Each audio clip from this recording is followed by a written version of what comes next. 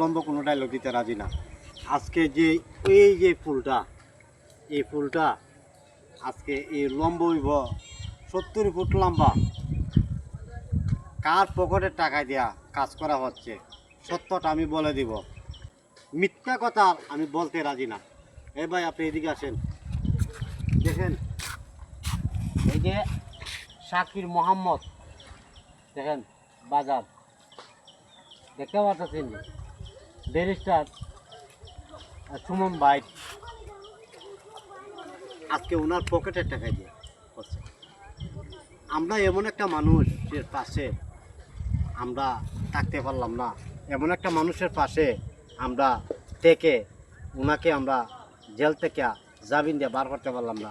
আমরা এদিকে আমাদের মন মানসিকতা নাই, সবসময় ভালো মানুষের পাশে থাকবেন, কিন্তু কখনো লজ্জিত পাবেন না।